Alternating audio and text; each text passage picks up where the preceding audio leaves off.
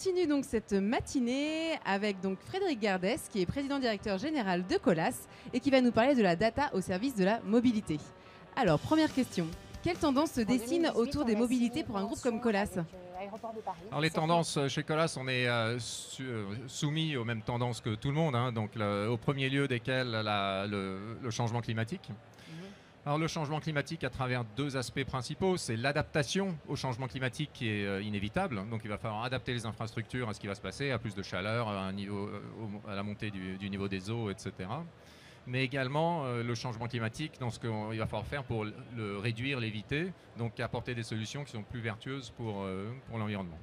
Donc ça c'est le premier aspect. Le deuxième, c'est on a une évolution technologique forte et rapide qui est en cours, hein, avec l'avènement de mobilité électrique, de l'hydrogène qui est en train de venir, mais également du véhicule autonome dont on parle un peu mieux, mais je vois que sur le salon, là, il y a quand même, ça a repris un peu de dynamisme.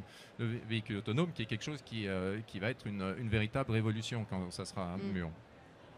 Après, on a l'urbanisation croissante qui continue, hein, et qui ne change pas, donc ça apporte des nouveaux besoins.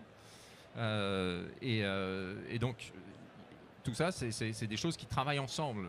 C'est-à-dire le changement climatique, l'adaptation, les nouveaux besoins, tout ça, c'est quelque chose qui modifie profondément la façon dont nos métiers se font.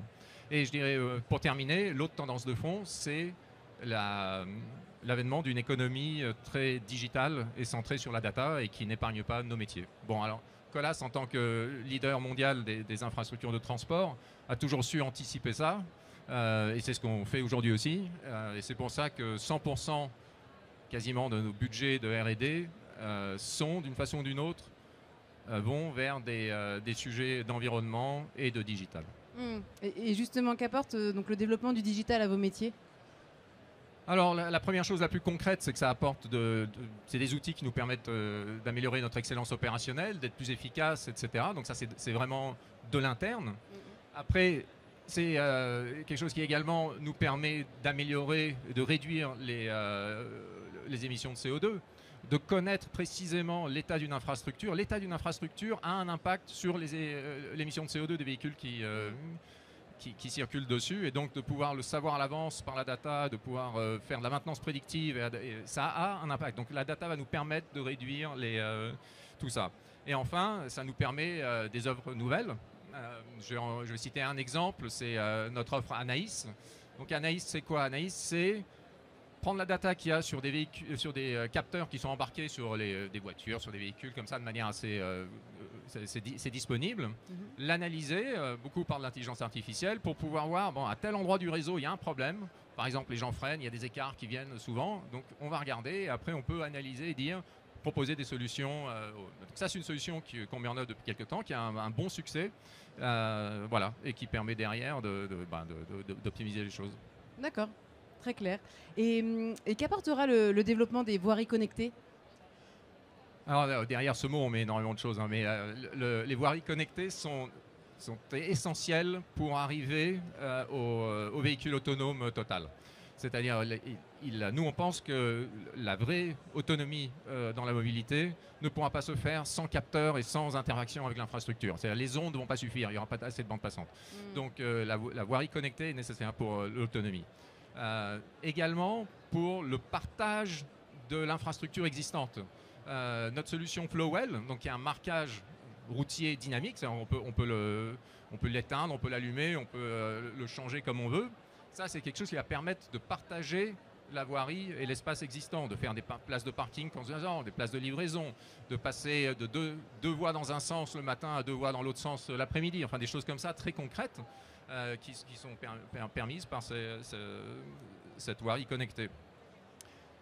Et ça va également permettre la mutualisation, parce que les véhicules autonomes, plus ce partage de la voirie et la connaissance d'où sont les véhicules, ça va permettre de mieux mutualiser les véhicules. Pareil, toujours dans un souci d'efficacité.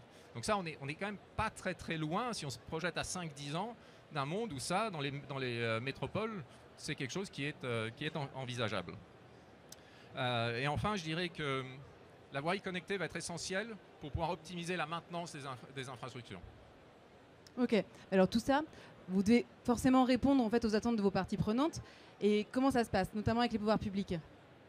Bon, alors nous, on est toujours à l'écoute. Hein. On est en contact avec eux.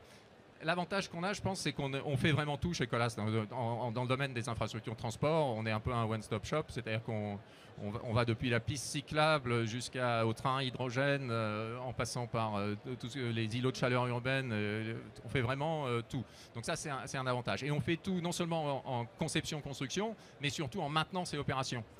Et c'est là qu'on va de plus en plus, et c'est ce que nous, on peut apporter, vers des solutions globales pour optimiser la maintenance et d'un réseau, qui soit routier, ferroviaire, ou quel que soit le réseau. Très bien. Maintenant, on va parler un peu de data et marché global de performance. Quelle influence? Alors, ça fait une bonne transition avec ce que je disais, parce que ce dont il faut se rendre compte, c'est qu'on est sur des besoins en infrastructure qui sont grandissants, et ça ne va pas changer. On est sur un retard de maintenance de ces infrastructures qui a été accumulé et qu'il va falloir rattraper. Mais en même temps, il ne faut pas rêver, on n'est pas sur des budgets dédiés à ça qui vont augmenter, ou en tout cas pas dans la proportion qu'il faudrait. Donc il va falloir inventer une nouvelle façon de faire, plus optimisée. Alors la bonne nouvelle, c'est qu'elle existe, ça s'appelle le marché global de performance. C'est quoi? C'est une autorité publique, n'importe laquelle, décide de confier la mise à niveau, la maintenance à ce niveau d'un réseau, n'importe lequel, à une entreprise comme nous. Et là, là, on a une obligation de résultat. Donc on ne nous dit pas comment le faire, on peut apporter toutes les innovations qu'on a, on peut optimiser la maintenance, du point de vue environnement également, parce que tel que c'est fait aujourd'hui à l'OTI en plein de petits bouts, raboter là pour recycler là, etc., c'est très difficile. Donc, alors, c'est quelque chose qui en France est relativement nouveau, il y a pas mal d'intérêt pour ce type de contrat, mais c'est quelque chose qu'on fait chez Colas depuis longtemps, autre part dans le monde. En particulier, là, il y a un an, signé un gros marché en Angleterre, Arrow9, qui fait 4000 km, donc on a la gestion de 4000 km d'autoroute autour de Birmingham, sous ce mode-là. Et il y a des gains d'efficacité énormes, donc il va bien falloir y passer. Très bien. En synthèse, quelles sont les prochaines étapes donc, pour Colas dans la digitalisation de ses services? Bon, c'est un peu tout ce que j'ai dit. Hein. Donc, si je devais résumer, donc il y a la maintenance. Donc ça, la data va être extrêmement importante. On y travaille très très fort dans la maintenance, la gestion des infrastructures. Après, il y a tout un pan conception également. C'est-à-dire, il faut optimiser la conception. Et là, c'est l'utilisation du BIM, du SIM, qui est un autre pan de ce qu'on fait énormément. La réduction de CO2, bien entendu. C'est un énorme enjeu qui va s'appuyer pour beaucoup sur bien le compter, bien récolter les datas et mesurer, parce que si on ne mesure pas, on ne fait pas de progrès. L'excellence opérationnelle, j'en ai parlé, hein, donc là, et diffuser ça partout dans les équipes, donc ça c'est quelque chose qui se passe bien chez nous. Et après, on va continuer à chercher des nouvelles solutions et les proposer sur une base de data, de digitalisation et de nouveaux outils. Très bien, on a hâte d'entendre de toutes ces nouvelles solutions. Merci beaucoup Frédéric Gardès. Je rappelle que vous êtes président directeur général de Colas. Vous pouvez l'applaudir, tout à fait. Merci. On se retrouve donc dans 5 minutes avec Laura Franchet qui animera la table ronde. Quelles sont les innovations au service d'une ville intelligente et connectée? A tout de suite, merci beaucoup.